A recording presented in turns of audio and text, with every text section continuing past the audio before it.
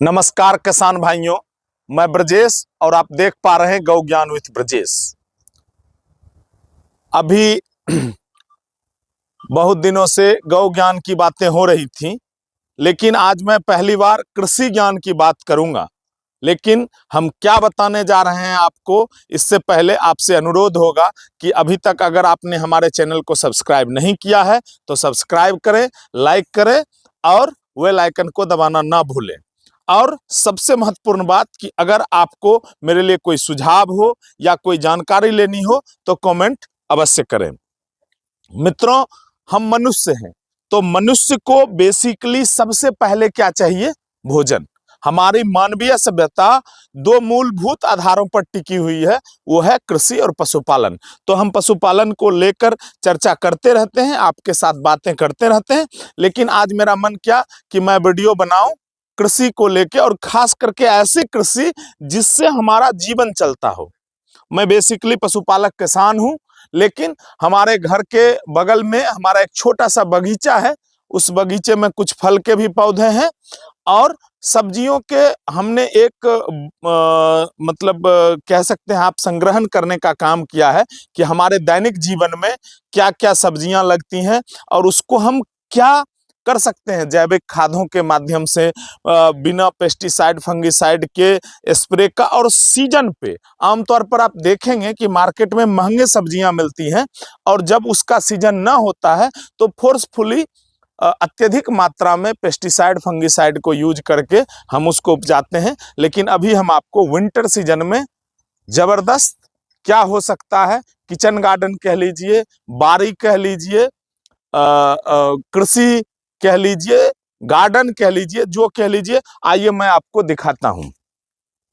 यहां से शुरू करते हैं। तो सबसे पहले तो इसमें चारों तरफ से बेल लगा हुआ है।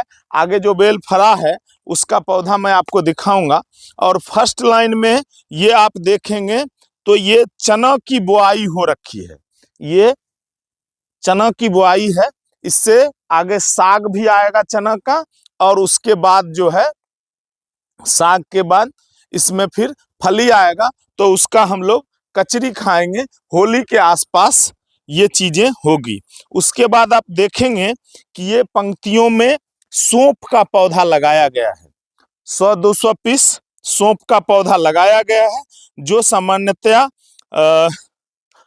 एक परिवार के लिए सफिशियंट होगा पूरे सीजन में। आप उसके बाद देखिए कि दो पंक्ति में ये सारा जो भी काम है ये मेरों पर है। तो दो पंक्ति में हरी मिर्च लगाई गई है। अब चुकंदर जो है उस पे हमने दो तरह के एक्सपेरिमेंट करे हैं।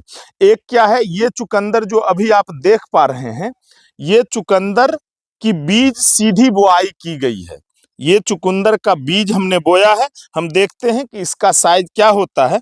और फिर कृषि के जो विशेषज्ञ हैं उनका मानना था कि चुकंदर की बीज बुआई से ज्यादा अच्छा फसल आता है वो जब आप उसकी नर्सरी से निकाल कर पौधा को लगाते हैं। तो ये आप देख पा रहे हैं, ये वाली जो पंक्ति है ये चुकंदर की नर्सरी से निकालकर लगाया गया पौधा है। अब उसके बाद ये बीच बीच में आप आम का भी पेड़ देख पा रहे होंगे। थोड़ा सा ग्रोथ इसका कमजोर है। मैंने बड़ा प्रयास किया है, सॉइल टेस्टिंग भी कराया, लेकिन आम के पौधे का ग्रोथ थोड़ा सा कमजोर है। देखते हैं आगे और क्या कर सकते हैं हम। अब फिर आते हैं सब्जी और साग पे। तो ये आप देखिए, ये कुसुम का साग है। क्या जबरदस्त इसका परफॉर्मेंस कह लीजिए या फसल कह लीजिए, आप देख के मन खुश हो जाएगा कि ये कुसुम का साग जो है और एक परिवार के लिए ये अत्यधिक है, उपयोग से अत्यधिक है। आगे आप देखिए, ये मूली है। मूली के तो हमारे किचन में बहुत उपयोग हैं। जब प्याज महंगे हो जाएं तो आप मूली का उपयोग करिए। ऐसे मूली का अपना एक टेस्ट है। मूली का सब्जी खाइए, पराठा खाइए, सलाद में खाइए। तो ये मूली है। अभी क्या है कि ये अभी बैठना शुरू हुआ है, ये आप देख पाएंगे। तो अभी ये बैठना शुरू हुआ है। तो अभी मूली का सामान्यतः पीक सीजन है, लेकिन जब ये पीक वाला मूली खत्म होगा उसके बाद ये मूली आएगी तो इसका भी अपना एक महत्व रहेगा। अब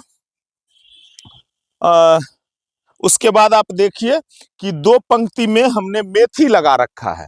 मेथी के भी बहुत सारे उपयोग हैं।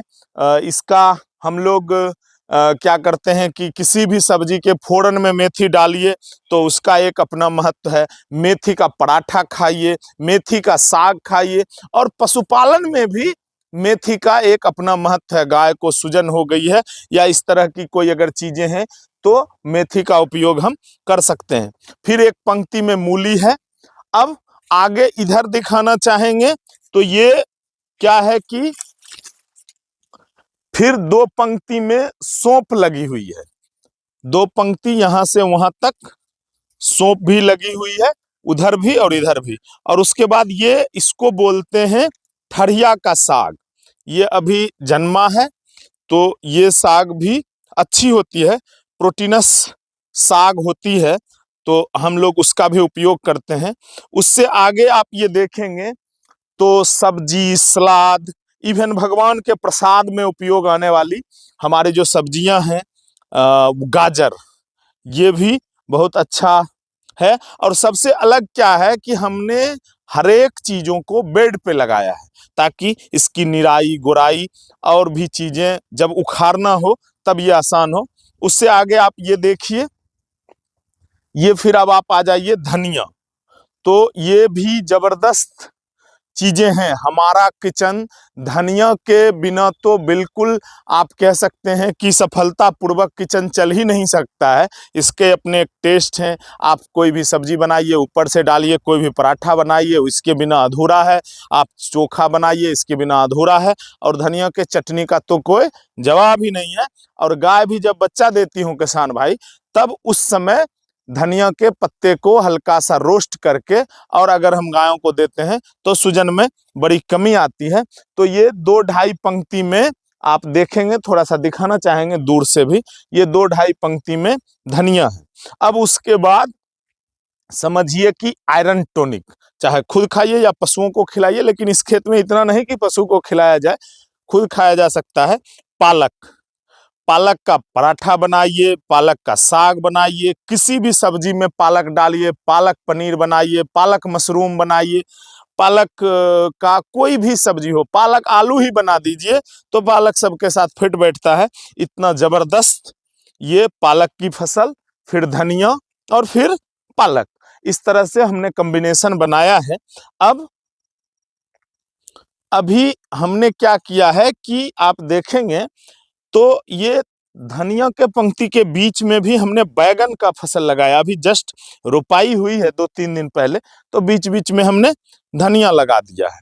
अब मित्रों आप आगे देखेंगे तो ये गोभी हमने लगाया है।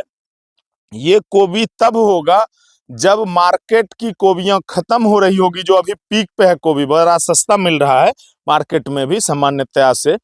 तो हम गोभी तब हमारा होगा जब कि गोभी खत्म होने के कगार पे रहेंगे। और ये आप देखिए लहलहाता हुआ टमाटर का फसल। तो दो पंक्ति इधर गोभी है, फिर टमाटर है और फिर ये बंधा गोभी है। ये बंधा गोभी उतना ही जबरदस्त फसल, और सिर्फ दो पंक्ति है। चूंकि हम लोग 1-2 परिवार खाने वाले हैं, मतलब हमारे परिवार में 5-7 लोग हैं, हमारे भाई साहब के परिवार में 5-7 लोग हैं, और हमारा एक कौशल मित्र है तो उसके परिवार में कुछ लोग हैं। तो इस तरह से हम लोग इससे खा सकते हैं। अब ये टमाटर आप देखिए इतना जबरदस्त है। उसके बाद फिर ये गोभी आप देखिए, ये फिर 50 गोभी लगी है। तो उस गोभी और इस गोभी में क्या है बेसिकली कि 15 दिनों के सीजन का गैप है, 15 दिन। और आप साथ में ये आम का पौधा भी दिखा सकते हैं। बढ़िया इसका ग्रोथ थोड़ा सा बढ़िया रहा है। अभी हम कुछ पौधे लाए हैं जिसका ग्रोथ समझ में आ रहा है कि अच्छा है। इससे आगे हम दिखाना चाहेंगे आपको, ये बीन्स सब्जी में इसका भी बड़ा जबरदस्त रोल है। और विभिन्न प्रकार के मिक्स वेज बनाइए या कोई स्पेशल आलू बीन्स बनाइए, तो इस तरह से बीन्स के भी सब्जी का अपना एक महत्व है। उसके बाद ये सदाबहार सब्जी मटर, आप मटर को भी दिखाना चाहेंगे, 3 पंक्ति में मटर लगा हुआ है। ये हरा मटर जो मोटा वाला दाना आता है वो है। अब क्या है कि आगे हम आपको दिखाएंगे कि सब्जियों का राजा जो है वो आलू है। सब्जियों के राजा आलू का ये फसल आप देखेंगे हमने बिल्कुल इतना ही लगाया है कि इसको खा पी के बराबर किया जाए। अब इसमें यहां तक आप देखेंगे तो जो काला आलू जिसको आप बोलते हैं वो आलू है। खास करके ऐसा मान्यता है कि यह साइंटिफिक रिसर्च भी है कि इस आलू को खा के जो डायबिटिक लोग हैं वो भी खा सकते हैं। इधर से कुफरी सिंदूरी है, फिर C40 है, तो 3-4 वैरायटी की आलू जो है इसमें लगी हुई है। अभी आलू में सिंचाई हुई है। आज इसमें थोड़ा सा नाइट्रोजन हम लोग डालेंगे ताकि इसका ग्रोथ बना रहे।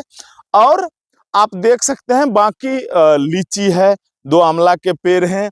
इधर अभी हमने एक कटहल लगाया है 2, जो सालों भर कटहल जो है वो फल देगा। तो 16-17 प्रकार के सब्जियों का यहाँ पे खेती है, छोटे छोटे ही सही 16-17 प्रकार की सब्जियां हमने लगा रखी है। और आप थोड़ा सा आइए, हम दिखाना चाहेंगे आपको बेल भी। हमारे इस खेत में बेल लगा हुआ है। आप बेल का साइज देखिए, ये बेल का साइज जब आप देखेंगे तो मन आनंदित हो जाएगा। और अच्छी खासी मात्रा में सभी पेड़ों में, उधर भी आप दिखाएंगे तो बेल जो है अच्छी खासी मात्रा में फली हुई भी है। और बेल का ना अच्छा, और इस बेल का बड़ा अच्छा स्वाद आता है। अभी 4 साल हुए हैं पौधे के। मैं फैजाबाद से इस बेल का पौधा लाया था। फैजाबादी बेल का बड़ा नाम सुना था मैं, तो यहाँ से मैं गया बाकायदा और फैजाबाद से मैंने बेल का पौधा लाया। ये जबरदस्त रिजल्ट के साथ ये बेल फला हुआ है। तो किसान भाइयों, युवा साथियों, क्या है कि मैं किसान हूं और मैं अगर सिर्फ कैश क्रॉप उगाता हूं कि मैंने गन्ना उगाया, हमारे यहाँ का कैश क्रॉप, ये देखिए बगल में गन्ना भी है, ये भी जबरदस्त है। तो अगर मैं सिर्फ गन्ना लगाता हूं और हमारे खाता में चीनी मिल के माध्यम से पैसे आ जाते हैं तो मैं किसान नहीं मानता। मैं उसको, आप व्यापारी कह लीजिए कि हमने एक काम किया जिससे पैसे आए। किसान का मतलब है कि आपके घर में उपयोग आने वाली विभिन्न प्रकार की वस्तुएं आपके खेतों से मैक्सिमम चीजें उपज के आ रही है, तो तब आप एक सफल किसान हो सकते हैं। आपके किचन में अगर सब्जियां बाजार से आ रही हैं, आपके घर में यूज होने वाली तेलें बाजार से आ रही हैं, तो फिर आप एक सफल किसान नहीं हो सकते हैं। सफलता का परिभाषा सिर्फ आर्थिक सफलता ही नहीं है। सफलता का परिभाषा है कि आप अपने आपको कितना खुश रख पाते हैं। मैं जब सुबह में आता हूं इस खेत में, कभी साग तोड़ के ले गया, कभी धनिया चटनी के लिए तोड़ के ले गया, कभी मेथी तोड़ के ले गया, या अन्य चीजें को जब भी हम सेवन करते हैं तो एक सुकून मिलता है कि मेरा खुद का लगाया हुआ है, गोबर के खाद से, वर्मी कंपोस्ट से, कम मात्रा में केमिकल खाद डाल के और इसको उगाया है हमने, तो मुझे पता है। और इसको जब खाते हैं तो एक सेटिस्फेक्शन मिलता है। फिर आगे कभी किसी वीडियो में हम मिलेंगे, तब तक के लिए नमस्कार। आपसे पुनः आग्रह करते हैं कि एक बार हमारे इस चैनल को आप सब्सक्राइब करें, बेल आइकन दबाएं और वीडियो को ज़्यादा से ज़्यादा शेयर करें। पुनः एक बार बहुत बहुत धन्यवाद।